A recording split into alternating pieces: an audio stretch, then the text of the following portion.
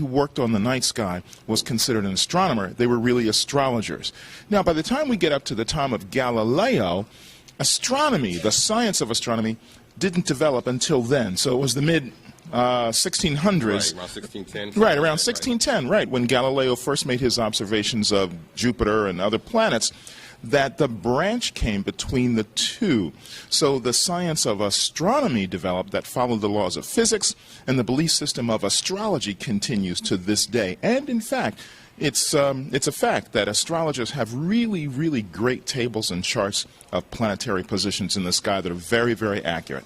Right. I know also astrologers use the planetary positions to determine the emotional behavior of people. So that's why they normally use astrology. And I think the difference between the actual physical positioning of the planets and using behavior of people. Yeah, sure. And that all works together in the same way that astrologers have been using the night sky for as long as people have been looking up into the sky. And the difference between the two, again, is the science of astronomy looks at the physics of how these heavenly bodies relate to each other or how they develop or any of those kinds of things. And, you know, the great battle that sort of goes on between astrology and astronomy really isn't much of a battle because, in fact, the science is just the science. That's what it is. Astrology as a belief system is a belief system, and you cannot really fight against a belief system. If you believe it, then that's great, and that should be just fine. There shouldn't be any problem with that at all.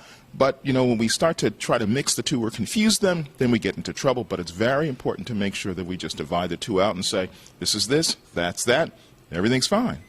That's interesting. I know that there's a physicist called David Bohm, and he was an astrologer. He's since passed, and he mentioned about the resonance, that everything has a resonance between one another, and saying that from zero to infinity, something like superluminal communication, so depending on the angular momentum of the planets, can determine how people will behave in a certain grid pattern. Grid pattern meaning a house, like a zodiac house, first house being yourself, second house being your money, third house being siblings, and moving of that. But I want to move on. I had a question to ask you about. There was a conspiracy saying that in the constellation of Arcturus or Arcturus, can you pronounce it for me? Yeah, it's actually Arcturus is the name of the star, right. And the constellation it's found in is Boötes. Yeah, Boötes. Yes. And they said that there was something called a satellite called the Black Knight satellite. And the conspiracy people say that it was put there by a civilization prior to us. As an actual astronomer and physicist, have you come across that? Or if you have, could you explain that to the audience, what's going on? Yeah, sure. I did a little bit of research into the Black Knight Project to figure out what it was. And I found out that the Black Knight Project actually was a very, very early project of the UK, Great Britain, to develop their own satellite. And they developed a launch vehicle that would carry the satellite into orbit. But the launch vehicle itself failed so often it never really got launched. So the Black Knight Project really never developed and turned into anything that we know of. So the idea that there's a satellite orbiting around the pole of the Earth that was seen by some and not seen by others, and it seems to be a mysterious thing that was launched by an ancient civilization, we've since found out that the Black Star satellites never got launched at all. Now, there are satellites that orbit the Earth, and we can account for every satellite that's in orbit around the Earth. And the other really interesting thing about things like that is that conspiracy theory bases itself on the idea that there are things that cannot be checked for accuracy. So if you can't, get a good handle on what really happened, then you have a good conspiracy to develop. So in this particular case, the fact of the matter is that we can keep track of all these different satellites. We can tie down all the exact facts about it. And so the idea that there's a conspiracy around that, not really I can't really buy it so much because we actually have facts to, figure out what's going on. We know what the satellites are that are there. And the other thing is, it's interesting that in a real conspiracy, it's very hard to keep anything secret. I'll tell you a little saying that Benjamin Franklin had. Benjamin Franklin said, 3 can keep a secret if 2 of them are dead.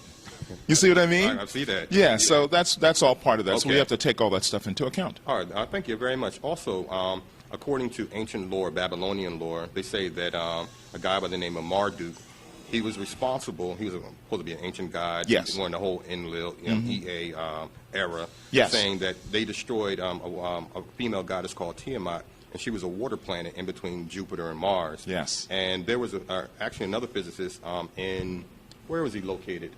Down in Washington, D.C., the Meta Research. Mm-hmm. And he claims that it's something called the exploded planet theory. Now, I don't know how, from the Planck Institute, in your perspective, what do you all think about the whole idea of exploded planet and the scarring on Mars? Do you think that was possible, or? Yeah, one thing that astronomers have come to learn is that we now have figured out that there are lots of planets orbiting lots of other stars. And so exploding planets is, that's a good possibility. That certainly could happen and probably has happened in this solar system in the past, but we don't really see much evidence of it. The asteroid belt that's between the orbits of Mars and Jupiter, right, we've come to realize never really was a planet that exploded. It has too much different kind of material to ever have been one thing that was one whole and then blew up. But a much more likely explanation is that the gravitational pull between Jupiter and Mars kept whatever that stuff is from becoming a planet to begin with. So it's material left over from the beginning of the solar system, possibly could have been from some planet, original right? Planetoid, or a material that could have become a planet but never did. So now the story about Tiamat and Marduk actually is a very, very ancient story that comes from ancient Babylonians about the gods that they thought created the heavens and the earth. Right. And a very interesting thing to do is to look at all of the cosmology sort of myths of civilizations around that region at the time and coming down through time, all the way up to the Bible. They're all very similar. They all have the same, sort of elements of there's an earth god, there's a sea god, right, sky god, and they've all created parts of this and put it together. And they're also the duality of male and female, Adam and Eve, that sort of thing. It's almost always the same way. So I think there's something about humans in the creation of these stories that's very much dependent upon the surrounding environment. Because the stories all say that, life came out of the sea, the sky was already there, the earth was created out of the oceans. They're so similar in that same way. And I think it has a lot to do with who we are, beings living on this planet made of sky, earth, and sea. That's right, the four elements. Exactly, it's really right. interesting. Do you think, in your opinion, that myth has a degree of basis in truth, like we mentioned about the ancient sky gods and earth gods? Yeah, very often myths do have some grain of truth in them somewhere of some type. And certainly in the case of these kinds of myths, we've got the earth, we've got the sea, we've got the air. If you think about the sun, you've got the fire. Right. Sure, or the internal, heat. Combustion, Right. So all that stuff combines to make up the element, the nugget, the kernel of truth on which the myth is based, and these myths can grow. And it's a beautiful basis because it can grow so big and become so much. So it works out really well as a good way to have a story about that. I agree. Now, also a question for you. In Egypt, called Nabta, and they said astrologically that the base of Nabta is designed to go towards we're in the Milky Way galaxy, yes, and there's something called the Sagittarius Dwarf Galaxy. Yes. Now, they said the Nabta was actually hyperdimensionally designed for that. Have you heard of that? Or came across that, or? I have not heard of that specifically, but, we're learning more and more about the universe all the time. One of the things we hope to be able to do is somehow shrink the distances somehow around the universe so that we'll be able to easily travel across these incredible distances that we otherwise would not be able to travel. So the idea of hyperdimensionality or some kind of tesseract or time window that lets us get from one place to the other is a very popular idea. We cannot say that this is absolutely impossible, because we know so much about physics. There's a lot more for us to learn, so maybe in the future we'll be able to figure out a way or figure out some principle that will allow something like that to happen. Okay, I know I'm coming to the end and wrapping up. I want to throw my way out there. Go ahead. There's a guy by the name of Dr. David Anderson, and we're talking about time control. And my question, using physics, that back in the early 20s, I think it was 20s or 30s, right before the time of World War II with Hitler, there was a guy by the name of Gabriel Krone, and he was able to demonstrate the movement of energy or time on the laboratory bench, the manipulation of that.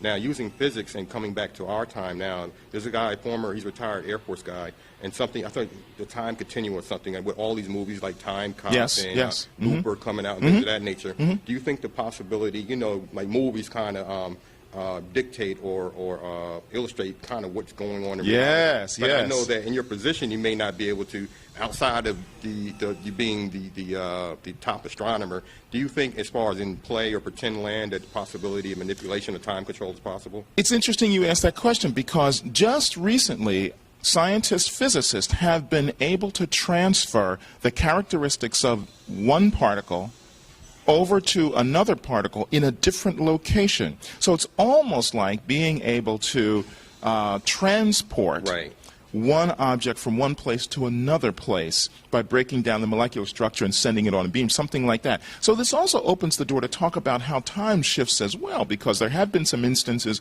where we've seen particles that seem to appear as if they're traveling faster than the speed of light. Superluminal? Superluminal. Right. So we're in this realm now where we get down to particle physics at the quantum level, where we begin to see what the possibilities for this kind of exchange might be. So the door's not closed on it yet, but we still have a lot more work to do. You know, we think that because we know so much today, maybe we know everything. We do not. Oh, that's the truth. So doors are still open for us to learn more. That's very interesting. And I know I'm coming to the close. When you said the quantum level, that's what made me go back to astrology. And they said that the behavior is dictated by the quantum theory or quantum entanglement. So I guess we can go back on that a little bit later on the program, if you don't mind coming back to the program. It's interesting. All the stuff comes full circle. I think it's all going to eventually come right back around on itself. You know, the snake has the tail in its mouth. The Ouroboros. That's right. Makes the circle. All right. Thank you very much, sir. My pleasure. Thank you. Have a good one.